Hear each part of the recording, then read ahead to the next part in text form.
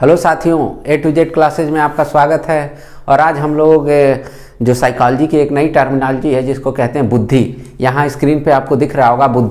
बुद्धि क्या होती है, बुद्धि के किस तरह से जाना जाता है, बुद्धि के किस किस तरह से परिभाषाएं हैं, बुद्धि के कौन कौन से कारक हो सकते हैं, बुद्धि के कितने प्रकार हो सकते हैं, और बहुत सारे मनोवैज्ञानिकों ने बुद्धि के बारे में अपने अपने सिद्धांत दिए हैं, उनको भी जानेंगे। तो एक क्रम से हम सारी चीज़ों को जानते चलेंगे कि क्या है चीज़ें, किस तरह से हैं, ये सारी चीज़ें डिटेल से जानते चलेंगे, जिससे आपका सीटेट में किसी अन्य प्रतियोगी परीक्षाओं में जिसमें भी साइकोलॉजी पूछी जाती है, केबीएस देखिए, केबीएस का जो फॉर्म आया हुआ है उसमें देखिए पहले प्रश्न कम हुआ करते थे, अब जब से इंक्लूड किया है 60 प्रश्न को उसने सीडीपी को रख लिया है। 60 प्रश्न सीडीपी को रख लिया। तो भाई जिनको भी केबीएस वगैरह की वैकेंसी देनी है, ये सीडीपी को बिल्कुल ध्यान से देखें, और इनका बुद्धि से कम 3 से 4 नंबर फिक्स है, कटेगा नहीं। बुद्धि से 3-4 नंबर उनको फ्रेश मिल जाएगा कि कम से कम 1 नंबर तो बहुत काफ़ी होता है किसी को फेल पास होने के लिए। तो यहाँ पे तो 4-4 नंबर का फर्क हो रहा है, 5-7 भी पूछ सकता है, लेकिन 4 नंबर का एकदम कन्फर्मेशन है कि 4 नंबर बुद्धि से ही उसका रहेगा ही रहेगा। सीटेट में आप देखिए परिभाषाओं को घुमा के पूछता है, प्रश्नों को घुमा के पूछता है, एज ए मूल सिद्धांत न पूछ के उसको अप्लाइड फॉर्म में पूछ रहा है, तो उसकी परिपाटी थोड़ी सी दूसरी है। तो उसको भी हम जान लेंगे कि उसकी परिपाटी पूछेगा क्या। हमने सारी चीज़ों का एनालिसिस करने के बाद ही बुद्धि पे पढ़ाने जा रहे हैं कि जिससे वो प्रश्न पूछे तो पूछे क्या और वो आप उत्तर आसानी से दे सकें। ये तो सर बताए थे।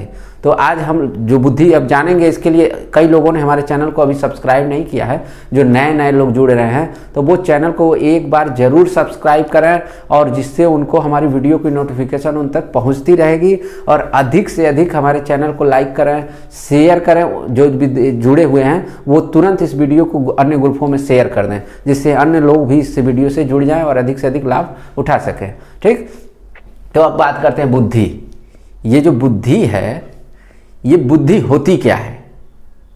तो आम जनमानस की भाषा में कहा जाए कि कहीं भी कोई कार्य करने के लिए जिस ज्ञान का हम प्रयोग करते हैं वही हमारे लिए बुद्धि होती है। ये साधारण परिभाषा के रूप में कहा जाता है। लेकिन अगर बात की जाए कि बुद्धि शब्द सबसे पहले किसने दिया है, यानी बुद्धि अगर लाइफ में आप जानते हैं बुद्धि नाम की कोई चीज़ होती है, कोई वस्तु होती है ना, हाँ, बुद्धि नाम की वस्तु ही होती है। अगर आपके हिसाब से अगर वस्तु है तो आप गलत हैं। बुद्धि जो है ना उसको टच किया जा सकता है, ना महसूस किया जा सकता है। बुद्धि किस रूप में है? अमूर्त रूप में है, जो आपको दिखाई नहीं देती है। ये पेन दिखाई दे रहा है, ये मूर्त रूप में है। जो मैं अभी बोलूँगा 10 सेकंड बाद बोलूँगा, 1 मिनट बाद बोलूँगा, वो आपको पता है, चाहे वो कहीं दिखाई दे रहे हैं। मेरे शब्द आपको बस सुनाई दे रहे होंगे, लेकिन शब्द अक्षरशः आपको दिखाई नहीं दे रहे हैं। यानी बुद्धि कहा जाए तो अमूर्त योग्यता है, चाहे अमूर्त चिंतन है। सबसे पहले मैं बुद्धि की बात करूँगा। प्रश्न सबसे पहले यही पूछ ले गया कि बुद्धि शब्द का संप्रत्यय किसने दिया? तो आपका प्रश्न यही एग्जाम में पूछ देगा कि बुद्धि जो है शब्द, ये सबसे पहले किसके दिमाग में आया होगा, कौन सबसे पहले कहा होगा कि बुद्धि है। तो ये आप लोग जानते होंगे चाहे नहीं जानते होंगे। जो लोग जानते हैं एक बार कमेंट के माध्यम से उत्तर दे दें, और जो नहीं जानते हैं हम वो उत्तर आपको बता दे रहे हैं। बुद्धि जो शब्द है, मैंने शब्द लिखा है, बुद्धि जो शब्द है उसका संप्रत्यय सबसे पहले किसने दिया? तो आप कहेंगे 1885 ईस्वी में। 1885 ईस्वी में गाल्टन महोदय ने दिया। गाल्टन महोदय ने 1885 ईस्वी में बुद्धि का जो संप्रत्यय है 1885 ईस्वी में गाल्टन महोदय ने दिया कि सबसे पहले बुद्धि शब्द, जैसे हमारा नाम रजनेश है तो हमारा नाम रजनेश किसी ने पहली बार लिया होगा ना, तभी तो रजनेश आया। हाँ, आपका नाम कोई होगा, वो नाम कभी न कभी लिया गया होगा, भविष्य में भूतो काल भविष्यो काल लिया गया होगा, वही नाम आया। तो वही बुद्धि शब्द से परिचित किसने कराया? समाज को, देश को, दुनिया को, ब्रह्मांड को परिचित किसने कराया? तो गाल्टन महोदय ने। तो कौन से सन में कराया? प्रश्न आपका तो यही कहेंगे कि 1885 ईस्वी में गाल्टन महोदय ने दुनिया को बताया कि बुद्धि एक शब्द है और बुद्धि क्या होती है कि हम जो भी कार्य होते हैं, जो भी कार्य करने में हम अपने ज्ञान का प्रयोग करते हैं, वो हमारे लिए बुद्धि है। ठीक, यहाँ तक क्लियर। अब बात करते हैं बुद्धि को सर्वप्रथम परिभाषित किसने किया। बुद्धि, ये तो शब्द हो गया, अब परिभाषित, बुद्धि को सर्वप्रथम परिभाषित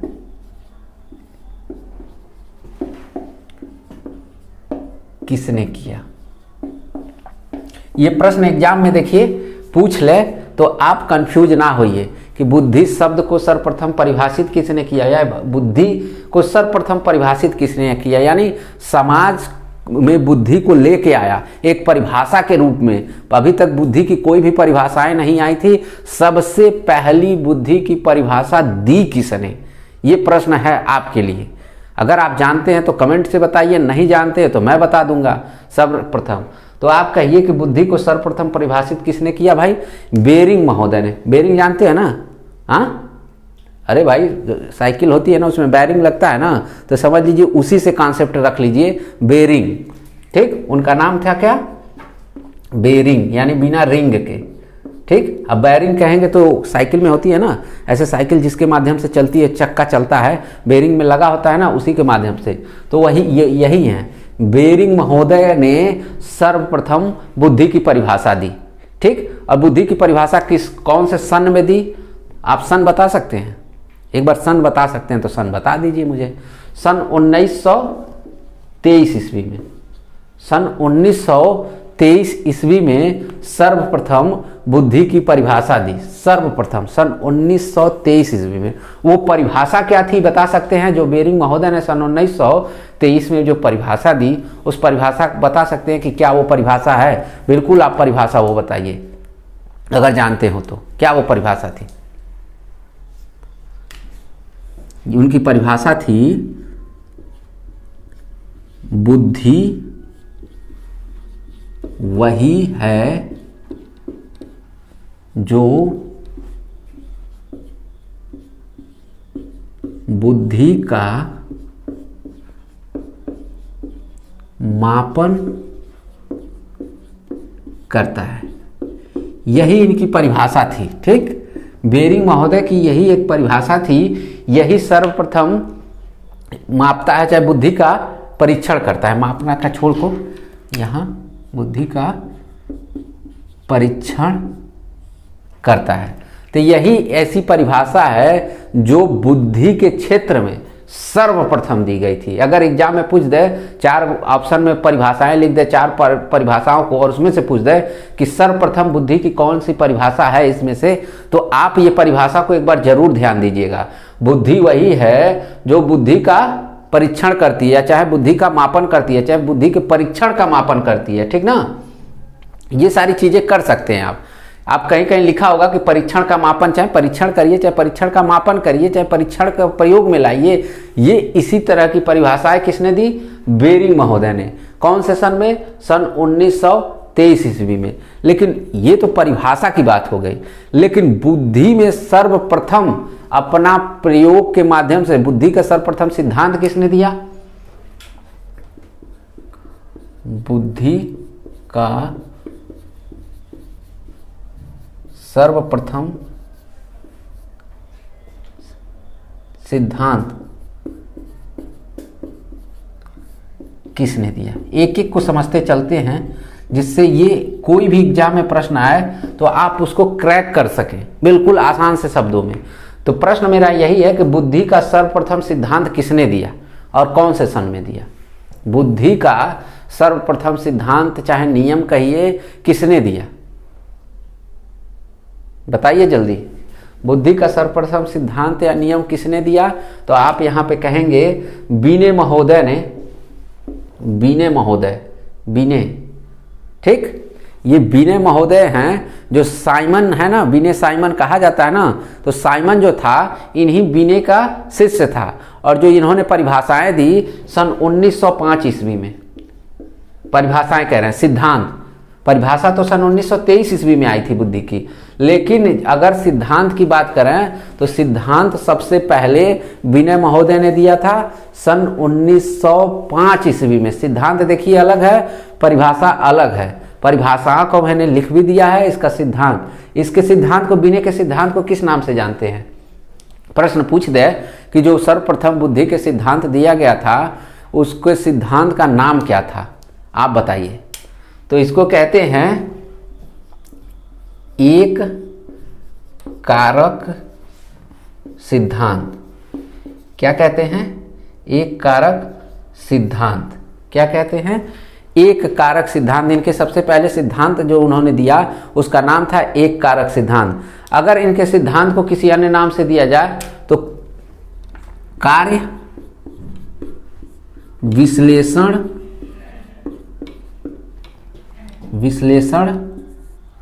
का सिद्धांत। कार्य विश्लेषण का सिद्धांत इन्होंने क्या दिया? कार्य विश्लेषण का सिद्धांत।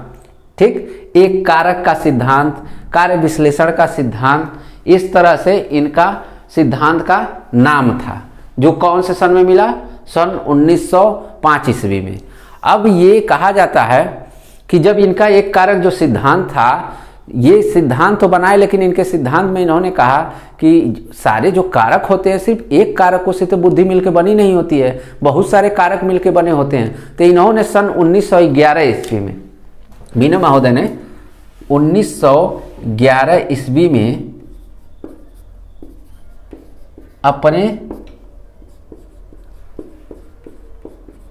अपने सिद्धांत में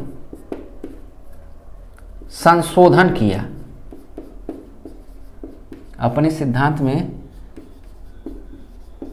संशोधन किया सन 1911 ईस्वी में। प्रश्न यही पूछता है कि वो कौन सा सिद्धांत है विनय जी का, चाहे किस मनोवैज्ञानिक का, कि जिसमें संशोधन करने की आवश्यकता पड़ी।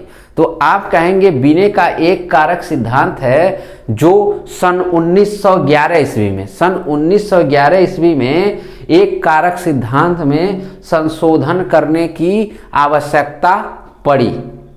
ठीक, यहां तक किसी को कोई कंफ्यूजन? कोई कंफ्यूजन नहीं है। और कहा जाता है कि बुद्धि की अभी तक कहीं भी स्पष्ट परिभाषा नहीं आई है। अगर एक बात किया जाए कि बुद्धि है क्या, तो अगर लोग कहते हैं बुद्धि ये है, तो फलाने के अनुसार, साइमन के अनुसार, विनय के अनुसार, थार्नडाइक के अनुसार, हार्वर्ड गार्डनर के अनुसार, मतलब तमाम मनोवैज्ञानिकों के अनुसार बुद्धि ये होती है। लेकिन आज के इतिहास में और तब से बुद्धि की जब से सर्च चल रहा है, बुद्धि के बारे में जब से जाना गया है और आज के डेट तक बुद्धि की कहीं भी परिभाषा एक तरह से एथेंटिक रूप में, एकदम प्रमाणित रूप में आज तक बुद्धि की परिभाषा नहीं आई है। अगर कोई कहता है कि बुद्धि ऐसी है तो वो उसका पर्सनल व्यू हो सकता है। कोई कहता है कि इन मनोवैज्ञानिकों ने ये बातें कही हैं तो उन मनोवैज्ञानिकों का उनका पर्सनल व्यू है, वो अपने अनुसार ये चीज़ें बताते हैं कि ये चीज़ें हैं, ये कारण है, ये बुद्धि है। ठीक, लेकिन वो कभी ये नहीं कहते हैं कि बुद्धि ये चीज़ें सारे लोग उस पर सहमत होते हैं। तो इसीलिए तो बुद्धि पर रोज नित्य प्रतिदिन सर्च चल रहे हैं। ठीक, बुद्धि पर नित्य प्रतिदिन सर्च रोज हमेशा चल रहे हैं।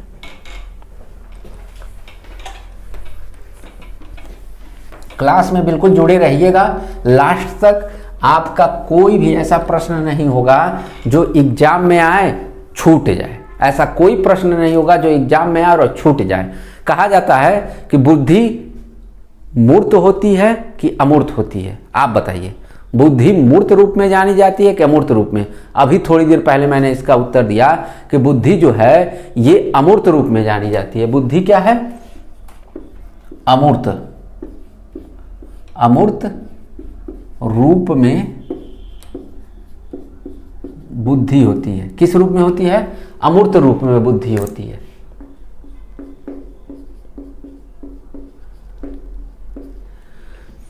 क्योंकि बुद्धि को हम देख नहीं सकते, बुद्धि को महसूस नहीं कर सकते, लेकिन हाँ कोई बात कोई कहता है तो उससे सिर्फ अंदाजा लगाया जा सकता है कि ये व्यक्ति इतना बुद्धिमान है, ये व्यक्ति इतना जानकार है, इस व्यक्ति को इस सब्जेक्ट की इतनी जानकारी है।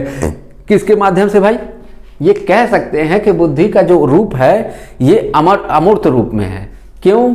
क्योंकि बुद्धि हमको दिखाई नहीं। हमारे दिमाग में कितनी बुद्धि आप बता सकते हैं? कभी नहीं बता सकते। एक परीक्षा देते हैं, परीक्षा में टॉप कर दें तो किसका मतलब क्या हुआ? दुनिया के सारा का सारा ज्ञान हमारे, वो तो हम परीक्षा एक टॉप करते हैं ना। ये नहीं कर सकते कि परीक्षा टॉप करने से आपका विवेक का पता लगाया जा सकता है। आप 10 किस्म की परीक्षा दी जाए और 10 फील्ड की परीक्षा दी जाए और 10 में आप टॉप करते हैं, तब भी कोई ये नहीं कह सकता है कि बुद्धि को हमने जान लिया, समझ लिया और अच्छे से जानते हैं। क्योंकि बुद्धि एक अमूर्त रूप में है जो आपको दिखाई नहीं देती है, बस उसको किसी कार्य के माध्यम से उसको आप समझ सकते हैं, जान सकते हैं, बता सकते हैं, लेकिन कहीं भी एथेंटिक रूप से उस कार्य को नहीं कह सकते हैं। क्योंकि कहा जाता है बुद्धि व्यापक व जटिल प्रक्रिया है, जटिल प्रक्रिया है। बुद्धि व्यापक व जटिल है भाई। क्यों? क्योंकि इसका कोई अभी तक ओर छोर कोई नहीं है। यहां तक क्लियर? किसी को कोई दिक्कत? यहां तक क्लियर? किसी को कोई दिक्कत? इसमें कोई दिक्कत नहीं। अब बात करते हैं आगे कि सन 1921 ईस्वी में कुछ मनोवैज्ञानिकों का एक समूह आया। सन 1921 ईस्वी में 14 मनोवैज्ञानिकों का, कुछ क्या लिखा है, पूरा का पूरा लिख रहा है, 14 मनोवैज्ञानिकों का एक समूह, 14 मनोवैज्ञानिकों का एक समूह आता है 1921 ईस्वी में, जो बताता है कि बुद्धि क्या है। बुद्धि क्या है? तो 14 मनोवैज्ञानिक जब अपनी अपनी बात कहते हैं तो किसी किताब के माध्यम से, किसी जर्नल के माध्यम से कहे होंगे, तभी तो लोगों के बीच पहुंचा होगा कि आपस में बैठे खाए पिए और चल दिए। हाँ, अगर आपस में बैठे बात किए तभी तो पता चला होगा। तो इसमें कहा जाता है कि journal of education psychology, journal of educational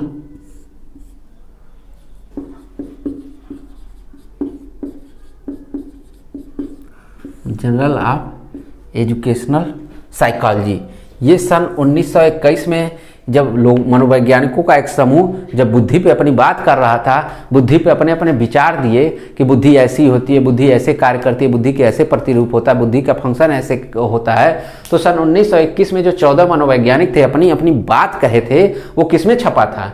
journal of education psychology. ये कहाँ है? ये अमेरिका में है। ये कहाँ है? अमेरिका में एक संघ है, उसी के अंतर्गत ये फंक्शन करता है। तो उसी के एक जर्नल में ये छपा था कि बुद्धि अपने अपने ढंग से कार्य करती है और 14 मनोवैज्ञानिकों ने अपनी अपनी बात कही थी। ठीक, यहाँ तक कोई दिक्कत? यहाँ तक कोई दिक्कत नहीं।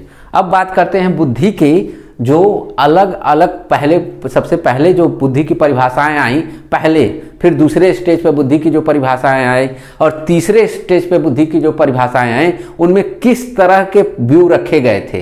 परिभाषाएं तो बहुत आई उसके बाद से, लेकिन उसमें किस तरह की बातें, पहले समय में जो परिभाषाएं आई उसमें किस तरह की बातें रखी गई दूसरे समय में, अभी मैं लिख के बता दे रहा हूं, आप उसको और आसानी से शब्दों से समझ लेंगे।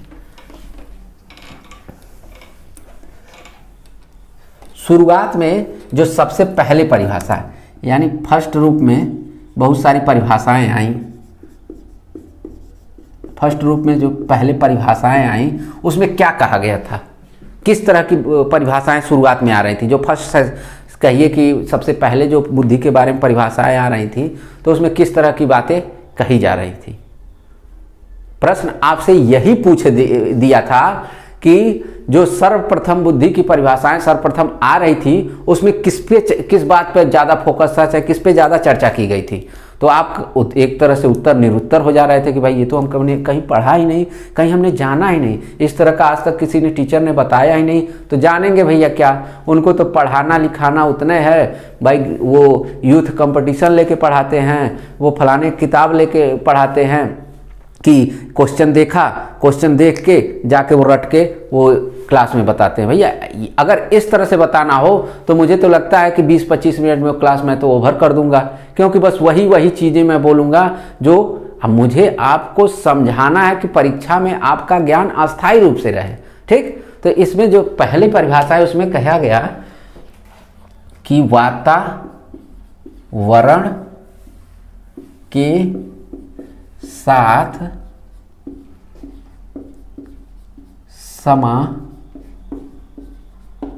समायोजन की क्षमता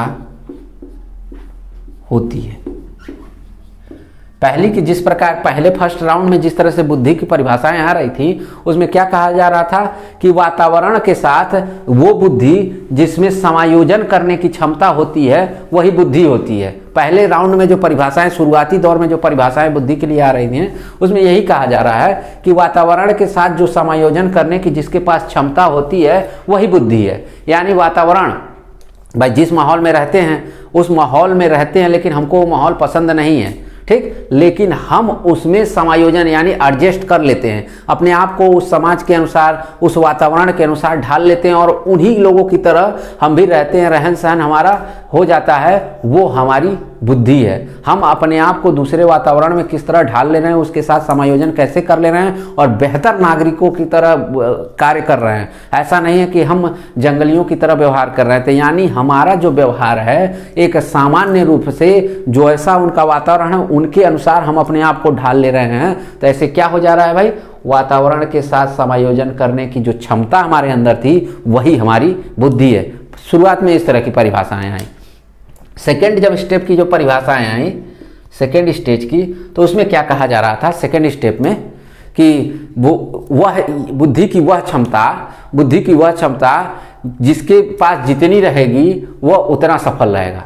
बुद्धि की वह क्षमता,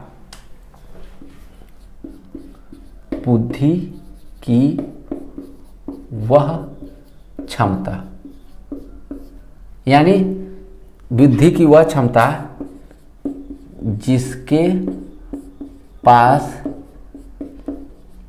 जितना रहेगा वो उतना सफल होगा। जैसे कह सकते हैं बुद्धिमान, उसको, उस व्यक्ति को क्या कह सकते हैं, बुद्धिमान।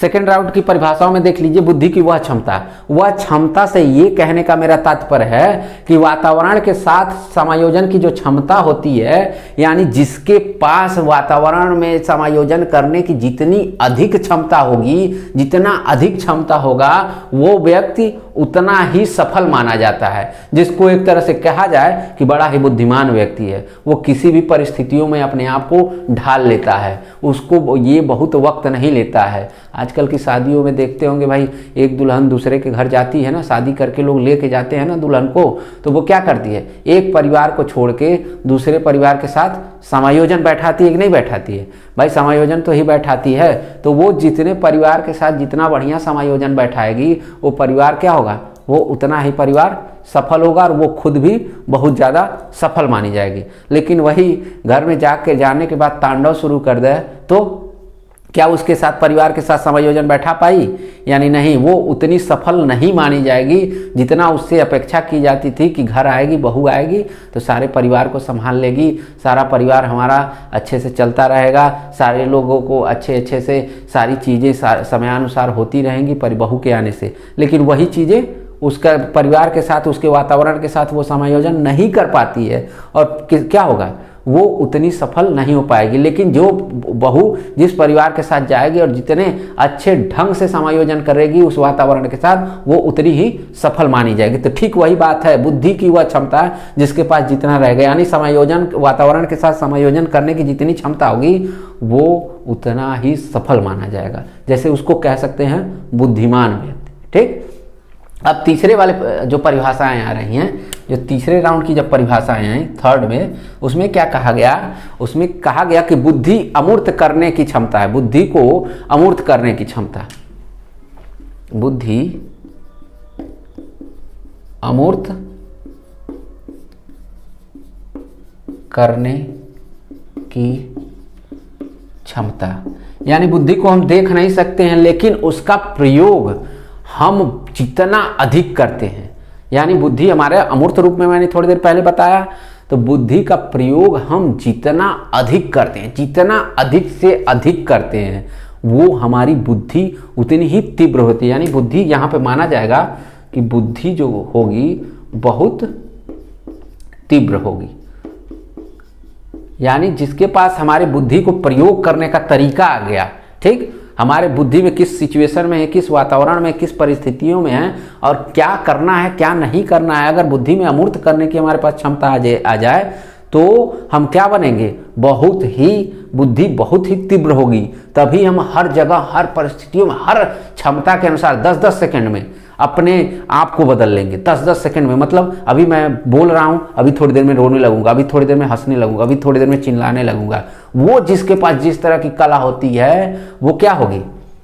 वो अमूर्त रूप में होगी, वो उतना ही सफल माना जाएगा। यहाँ पर तो सिर्फ बुद्धिमान होगा, लेकिन अगर यहाँ दोनों परिभाषाओं को इसमें जोड़ दिया जाए तो इन दोनों के साथ जो कार्य हो रहा है वो, अगर उसके साथ बुद्धि बहुत तीव्र गति से कार्य कर रही है, बहुत तेजी के साथ, यानी कहा जाए कि बुद्धि को अमूर्त करने की क्षमता है। यानी आप बुद्धि तो किसी के ऊपर दिखाई दे नहीं रही है, आप उसका प्रयोग जिस तरह से तेजी के साथ करते हैं, क्विक करते हैं, तुरंत अभी ये काम करना है ऐसे करो हो जाएगा, ये गड़बड़ी है इसको ऐसे करो हो जाएगा, मतलब आप कितना जल्दी क्विक रिस्पांस दे रहे हैं, किसी समस्या को कितना जल्दी निपटा रहे हैं, किसी व्यवस्था को कितनी जल्दी अच्छे से कर रहे हैं, यही आपकी अमूर्त करने की क्षमता के अंतर्गत आता है, ठीक। और एक बार एग्जाम में 2 शब्दावली पूछ ली थी, 2 शब्दावली, उन शब्दावलियों को मैं जानना चाहूँगा आपसे कि क्या उस शब्दावली से आप परिचित हैं।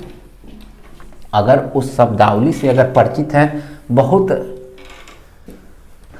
वो शब्दावली है तैथिक आय और एक है मानसिक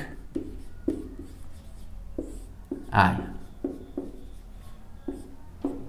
तैथिक आय, मानसिक आय, अब ये दोनों क्या होता है भाई? तैथिक आयु क्या होता है, मानसिक आयु क्या होती है, आप बताइए। अगर इस शब्दावली से आप परिचित हैं, बिल्कुल आप परिचित हैं, तो बताइए तैथिक आयु क्या होती है? तैथिक बताइए। एग्जाम में यही शब्द पूछ दिया था, उसके आगे एक लाइन लिख दिया था, वही आपको क्लिक करना था। तैथिक आयु होती क्या है? तो इसलिए मैंने इस शब्द को रखा कि भाई इस शब्द से आप परिचित रहें। जन्म से आज तक का समय, यानी जब आप जन्म लिए होंगे, जन्म से आज तक का समय, जन्म से आज तक का समय क्या कहलाया? तैथिक आयु कहलाया। मतलब जिस दिन हम पैदा हुए और अभी तक का जो भी समय बीच रहा है, इस बीच में हम जिस तरह की बुद्धि का प्रयोग कर रहे हैं, कई जगह आ रहे हैं, कई जगह आ रहे हैं, समाज के साथ कैसे इंटरेक्शन कर रहे हैं, समाज के साथ कैसे कार्य कर रहे हैं, उसको क्या कहा गया? तैथिक आयु कहा गया। जन्म से आज तक का समय, यानी जो जो समय बीत रहा है, जन्म से आज तक के बीच में जो समय बीत चुका, और जी जो समय बीत चुका, जन्म से और आज तक के बीच में जो भी समय बीत चुका, आपने उसमें कहीं ना कहीं ज्ञान का प्रयोग किया होगा, अपनी बुद्धि का प्रयोग किया होगा। वही बुद्धि का प्रयोग अब जन्म से और अभी तक जितने भी बुद्धि का प्रयोग किया है, उसी को तैथिक आयु कहा जाता है। यही प्रश्न था एग्जाम में, और बस यही लिख दिया था। लिखा था कि 5 साल से आज तक, जन्म से आज तक, 7 साल से आज तक। अब कई लोग कंफ्यूज हो गए कि इसका उत्तर होगा क्या। बहुत सारे लोगों के पास उत्तर नहीं था, कन्फ्यूजन के साथ वो जी रहे थे, कन्फ्यूजन के साथ प्रश्नों का उत्तर दे रहे थे कि होगा क्या भाई, लेकिन उत्तर क्या मिला, जन्म से आज तक के समय के बीच हमने जितनी बार बुद्धि का प्रयोग किया वो हमारे लिए तैथिक आयु कहलाई। अब बात करते हैं मानसिक आयु। मानसिक आयु को क्या कहते हैं? इसने सर्वप्रथम मानसिक आयु के बारे में बताया। सर्वप्रथम किसी के सामने मानसिक आयु आया तो मानसिक आयु का कार्य क्या है? सबसे पहला शारीरिक माप, दूसरा बुद्धि का माप, तीसरा व्यक्तित्व का माप, चौथा इनमें से सभी। क्या उत्तर देंगे यहाँ पे? इनमें से क्या उत्तर देंगे आप? तो ये मानसिक आयु का संप्रत्यय सर्वप्रथम बीने महोदय ने ही दिया था ना।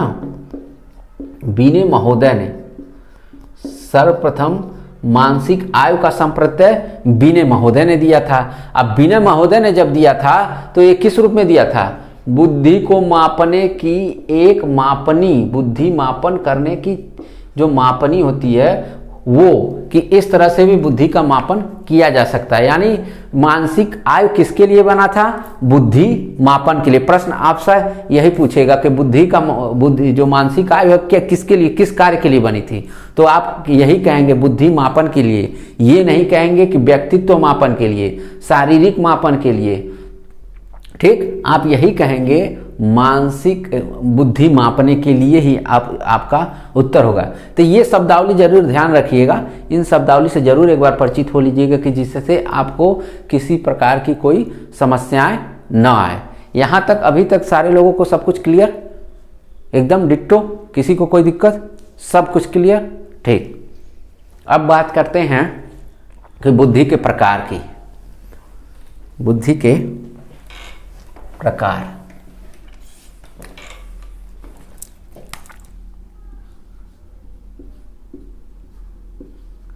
बुद्धि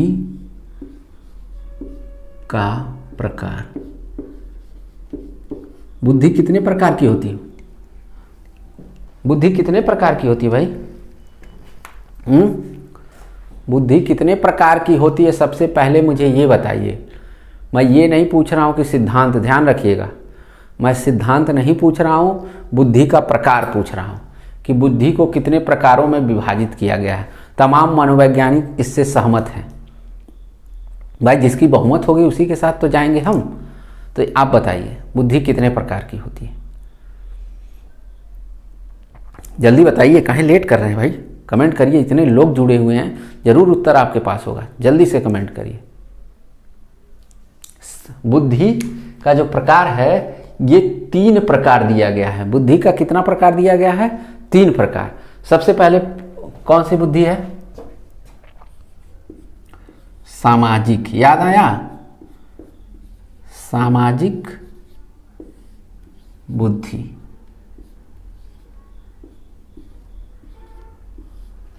दूसरा स्थूल बुद्धि। तीसरा अमूर्त बुद्धि।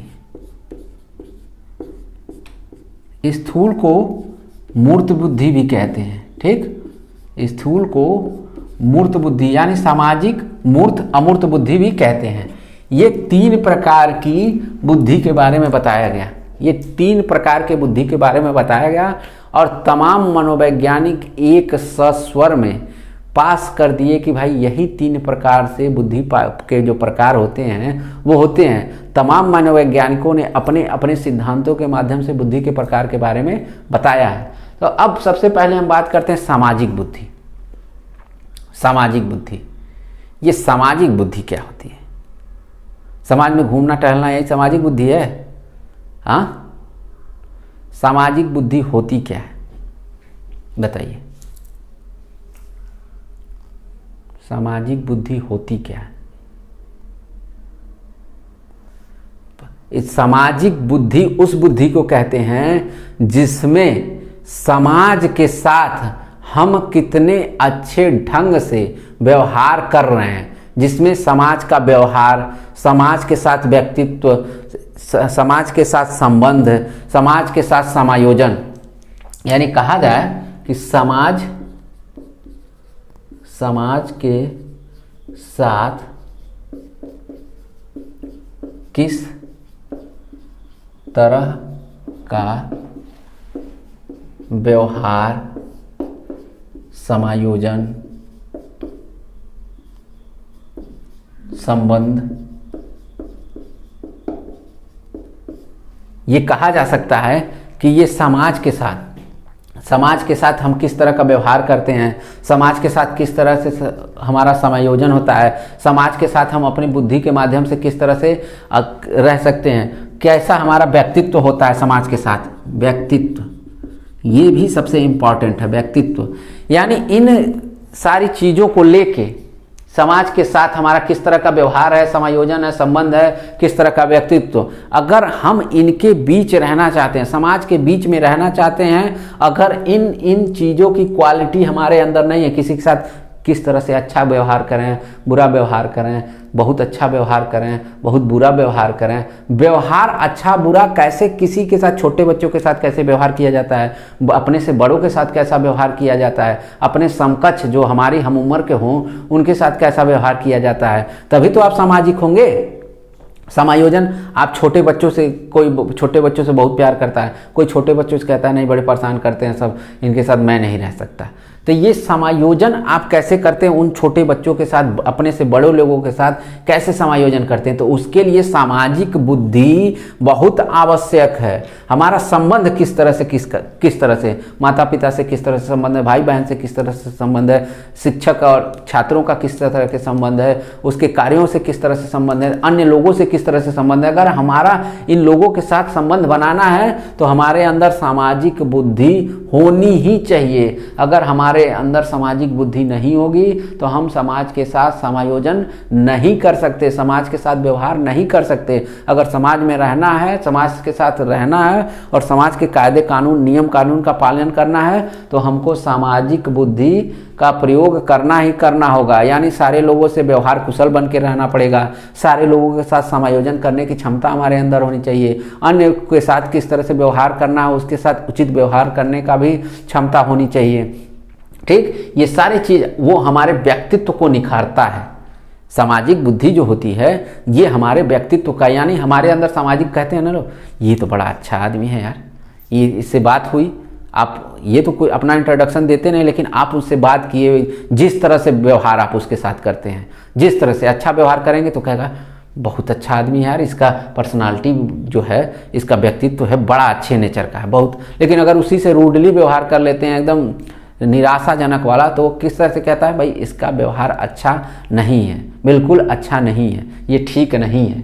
तो वो व्यक्तित्व को भी सामाजिक बुद्धि क्या करती है, निखारती है। आपके अंदर जितने भी कौशल हों, जितने भी क्षमताएं, जितने भी व्यवहार हों, अगर उसका आप अच्छे ढंग से प्रयोग करते हैं, उसे अच्छे ढंग से संचालन करते हैं, उसको अच्छे ढंग से कार्य करते हैं तो वो आपकी सामाजिक बुद्धि कहलाएगी। समाज के साथ हम किस तरह की क्रियाएं करेंगे, हमको अच्छा करना है, समाज को क्या देना है, किस तरह से समाज में रहना है, ये सारी चीज़ें, समाज का तौर तरीका, संस्कार, व्यवहार, सारी चीज़ें हमको किस रूप में जाननी है, सामाजिक बुद्धि के रूप में। अगर इस तरह की बुद्धि कमजोर है तो हम समाज में नहीं रह सकते हैं।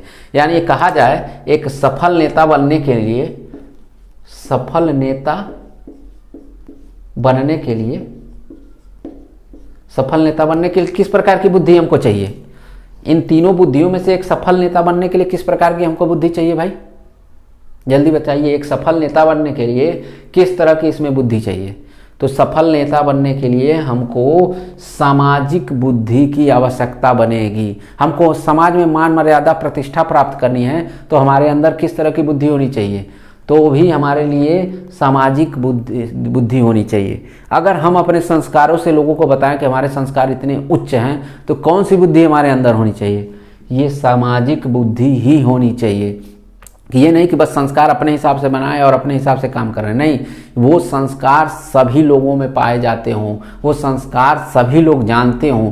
अब उन संस्कारों का प्रयोग आप कितने अच्छे ढंग से करते हैं, वो किसके लिए, सामाजिक बुद्धि के लिए। ठीक, यहाँ तक क्लियर? सामाजिक बुद्धि में किसी को कोई समस्या तो एक बार कमेंट के माध्यम से बताएं। कि किसी को भी सामाजिक बुद्धि में किसी भी प्रकार की कोई समस्या हो तो बताए, सामाजिक बुद्धि। अब आते हैं स्थूल बुद्धि या मूर्त बुद्धि।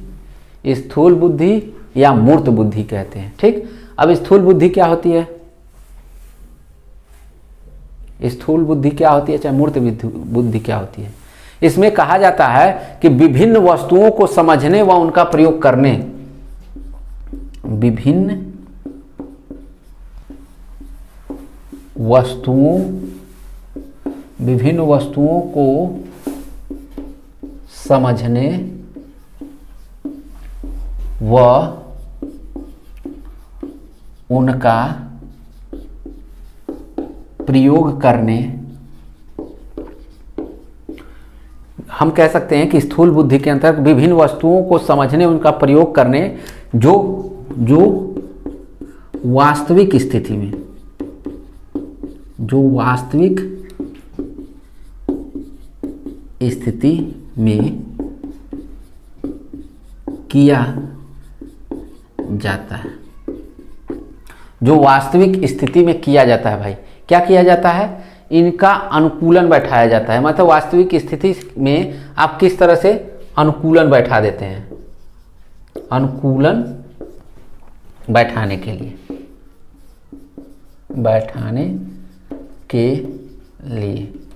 यानी कह सकते हैं कि हम अमूर्त प्रकार की बुद्धि या स्थूल बुद्धि विभिन्न वस्तुओं को समझने व उनका प्रयोग करने, यानी हम किसी भी वस्तु के बारे में समझ सकते हैं जो हमको दिखाई देती है। यानी पेन ये दिखाई दे रहा है, मार्कर दिखाई दे रहा है, तो मार्कर का प्रयोग हम समझ सकते हैं। भाई मार्कर का प्रयोग दीवार पे लिखेंगे तभी चलेगा, लेकिन व्हाइट बोर्ड पे जब हम लिखते हैं तो ये जितने अच्छे ढंग से व्हाइट बोर्ड पे चलेगा, क्या दीवार पे उतने अच्छे ढंग से वर्क करेगा? ये करेगा? ये मार्कर अगर मैं दीवार पे लिखूं तो क्या जितने अच्छे ढंग से ये व्हाइट बोर्ड पे कार्य कर रहा है, क्या उतने अच्छे ढंग से ये दीवार पे कार्य करेगा? बिल्कुल नहीं करेगा, क्योंकि इसकी जो लिखने की क्षमता है और कार्य करने की क्षमता है व्हाइट बोर्ड पे बहुत अच्छी है। लेकिन इसी की देखिए दो परिस्थितियों में, एक यहाँ लिखते हैं तो एक परिस्थितियों में तो बहुत अच्छा काम कर रहा है, और यही पेन अगर दूसरी परिस्थितियों में प्रयोग करते हैं यानी दीवार पे, तो यही पेन का प्रयोग क्या होगा, हम अच्छे ढंग से नहीं कर पाएंगे और पेन भी खराब हो जाएगा। तो वही कह रहा है कि विभिन्न वस्तुओं को समझने व उनका प्रयोग करने, हम इस पेन को समझ रहे हैं, हम इस पेन का प्रयोग व्हाइट बोर्ड पे कर रहे हैं, वास्तविक स्थिति में कर रहे हैं, और उसके साथ अनुकूलन बैठा लिए हैं कि भैया जब ये हम व्हाइट बोर्ड पे ही लिखेंगे तभी अच्छे से कार्य करेगा, इसके अलावा व्हाइट बोर्ड के अलावा कहीं अन्य लिखेंगे तो ये अच्छे कार्य तो करेगा, लेकिन जितने अच्छे ढंग से करेगा व्हाइट बोर्ड पे, यहाँ पे लिखने पे ये मार्कर खराब नहीं होगा, लेकिन यही दीवार पे लिखें तो ये मार्कर कुछ समय चलने के बाद खराब हो जाएगा, डिस्ट्रॉय हो जाएगा पूरी तरह से। तो यही कहा जाता है कि ये अनुकूलन बैठा लेता है कि कहाँ किसका प्रयोग किस परिस्थितियों में किस तरह से करना है, हमको ये जानना होगा। किस रूप में? मूर्त रूप में जानना होगा। साइकिल है, साइकिल को कहाँ चलाएंगे? तालाब में, समुद्र में, नदी में? हाँ, आप जब भी चलाएंगे तो एक समतल धरातल पे ही चलाएंगे। थोड़ा बहुत धरातल इधर उधर, थोड़ा बहुत गड्ढे वगैरह हो सकते हैं, उसमें भी चला सकते हैं, लेकिन क्या जो समतल पे एकदम बराबर जो रास्ता है सड़क पे वैसे चला सकते हैं क्या? जो गड्ढे होते हैं नहीं चला सकते। यानी हम अपनी बुद्धि का प्रयोग कर रहे हैं कि गड्ढों में कैसे साइकिल चलानी है, और एक रोड पे, फर्स्ट क्लास रोड है, बहुत अच्छी रोड है, उस पे साइकिल कैसे चलानी है। तो यहाँ पे हम वास्तविक स्थिति का अपनी बुद्धि का प्रयोग कर रहे हैं, मूर्त रूप में कर रहे हैं, यानी हमको रोड दिखाई दे रहा है, गड्ढे भी दिखाई दे रहे हैं। अब हम दोनों के बीच कैसे अनुकूलन बैठा रहे हैं कि भाई गड्ढों में आराम से साइकिल चलानी चाहिए और सड़क एकदम अच्छी है, फ्लैट है, कोई गड्ढे नहीं है, तो उस पर साइकिल को हम दौड़ा सकते हैं। यानी परिस्थितियों के अनुसार, वास्तविक परिस्थितियों के अनुसार हम अपनी बुद्धि को कार्य में लाते हैं, उसको स्थूल बुद्धि या मूर्त बुद्धि कहते हैं। यहाँ तक क्लियर सभी को? यहाँ तक क्लियर? अब बात करते हैं अमूर्त बुद्धि। अब अमूर्त बुद्धि पर मैंने कई बार चर्चा कर लिया। अमूर्त, इससे आपको अब बोलने में दिक्कत नहीं होगी, एक बार बोल के बताइए कि अमूर्त बुद्धि क्या होती है, ये किसके अंदर पाई जाती है। ये कहा जाता है कि जो इस तरह की बुद्धि होती है ना, वो एक तरह से सफल जो व्यापारी होते हैं, सफल व्यापारियों में पाई जाती है। वो किसी भी परिस्थितियों के साथ, वास्तविक परिस्थितियों के साथ, कहते हैं ना कोई सामान खरीदने गए तो कहता है कि इतने रुपए लेंगे, फिर देखता है नहीं लेगा तो कुछ रेट कम कर लेता है, तो आपको पसंद आ जाता है, वो सामान खरीद लेते हैं। तो इस तरह की बुद्धि किसमें पाई जाएगी? सफल व्यापारियों में, जो व्यापारी लोग होते हैं उसमें इस तरह की बुद्धि अधिकाय मात्रा में। तीसरा अमूर्त बुद्धि।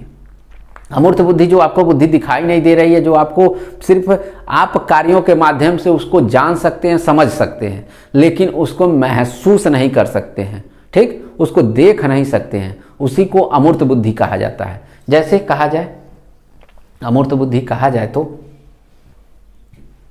बताइए, ये कहा जाता है कि जो बहुत ही बुद्धिमान व्यक्ति होते हैं उनके अंदर ये अमूर्त बुद्धि पाई जाती है, यानी बहुत ही बुद्धिमान व्यक्तियों में